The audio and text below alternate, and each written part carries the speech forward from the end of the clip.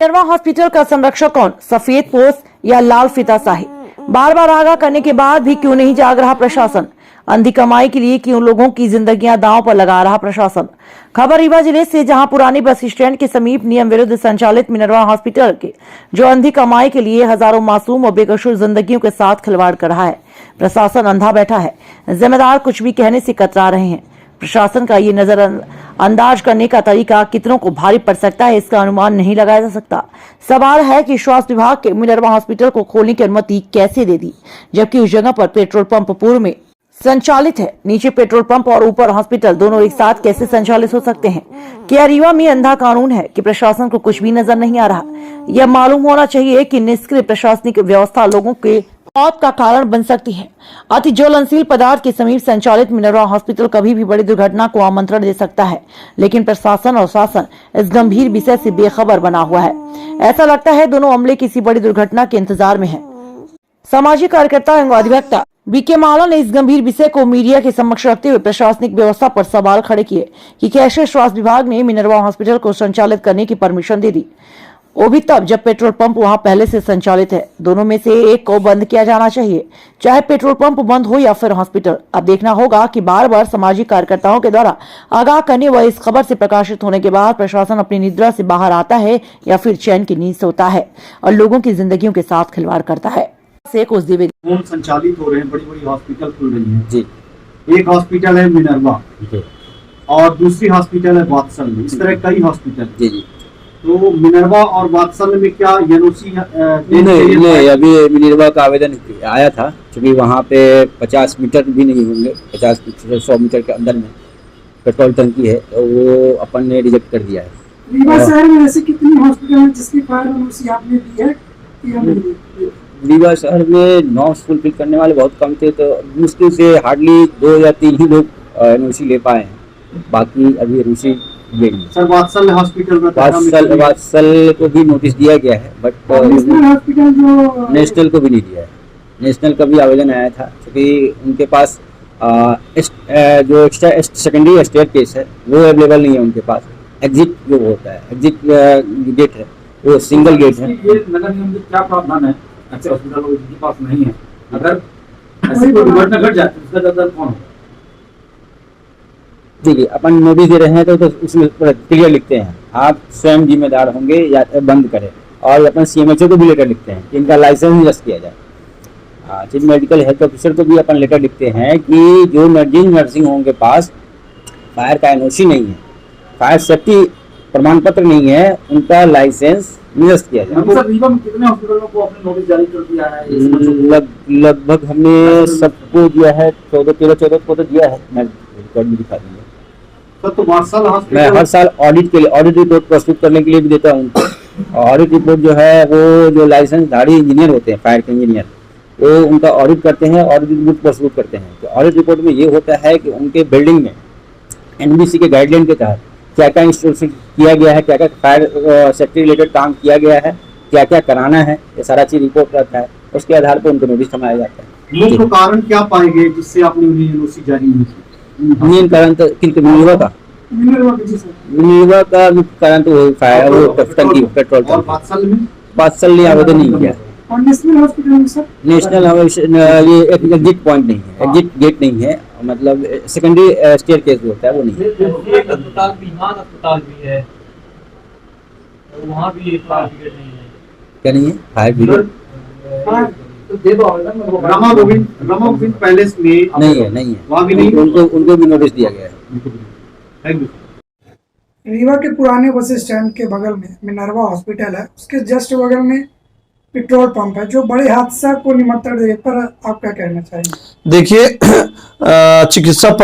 चिकित्सा शिक्षा विभाग के द्वारा, नगर पालिक निगम रीवा के द्वारा एवं पेट्रोल पंप की और हॉस्पिटल की जो अनुमति है वो देने के पहले इस विषय पर गंभीरता से विचार करना चाहिए कि एक ज्वलनशील पदार्थ का एक बड़ा पेट्रोल पंप वहां पूर्व में संचालित है और महज 5 फीट की दूरी, 10 फीट के डिफरेंस में नीचे ज्वलनशील पदार्थ का चल रहा है, व्यवस्था संचालित है और ऊपर हॉस्पिटल संचालित है।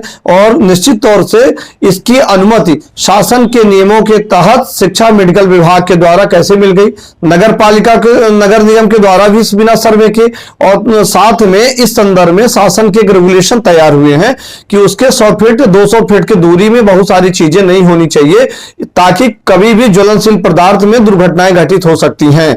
इसीलिए बहुत सारे निर्देश जारी किए जाते हैं। वहां पर किसी प्रकार के वहां ज्वलनशील पदार्थों में बीड़ी, सिगरेट या अन्य पदार्थों का सेवन भी नहीं किया जाना, वहां पर या माचिस वगैरह अन्य उपकरण नहीं होने चाहिए। पर इसके साथ साथ नगर पालिका के द्वारा अनुमति कैसे प्रदान कर दी गई उसमें वहां पर, और हॉस्पिटल का जो एग्रीमेंट दोनों लोग, कुछ लोगों का यह भी कहना है कि आपस में दोनों का एग्रीमेंट है, तो एग्रीमेंट इस बाबत का है कि उनके एग्रीमेंट समाप्त हो गए, तो यदि एग्रीमेंट समाप्त हो गए तो पेट्रोल पंप को बंद कर देना चाहिए। कोई भी दुर्घटनाएं किसी व्यक्ति को बता के नहीं आती, पेट्रोल पंप के कारण ही दुर्घटनाएं हो सकती हैं। तो जब पेट्रोल पंप संचालित है, हॉस्पिटल भी संचालित है, या कि हॉस्पिटल के काम को तब तक प्रतिबंधित कर देना चाहिए, बंद कर देना चाहिए जब तक उसका अनुबंध पूर्णतः ज्वलनशील जो पेट्रोल पंप है यदि वो बंद नहीं हो जाता, तब तक हॉस्पिटल संचालित नहीं होनी चाहिए। हॉस्पिटल के डॉक्टर धर्मेश पटेल का कहना है कि पेट्रोल पंप की लीज खत्म हो गई। अगर जो लीज खत्म होने, मतलब शिफ्ट होने के पहले अगर जो हादसा हो जाएगा तो इसका कौन जवाब देगा? निश्चित तौर से ये आपका जो प्रश्न है वो सही है। यदि लीज समाप्त हो गई है, यदि लीज समाप्त हो गई तो पेट्रोल पंप कैसे संचालित है?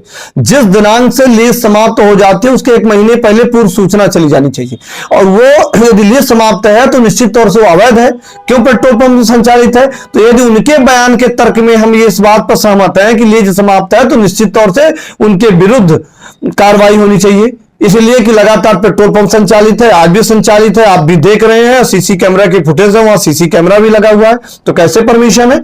तत्काल उस पर कार्रवाई होनी चाहिए। जिला प्रशासन को कार्रवाई करनी चाहिए कि क्यों लगातार वहां पर एडमिट लोग हो रहे, पेशेंट एडमिट हो रहे, उसी से रास्ता दरवाजा है वहीं के बगल से, तो वहां पर किसी समय कोई बड़ी दुर्घटना हो सकती है, जिस दुर्घटना की आखिर जवाबदेही किसकी तय होनी चाहिए।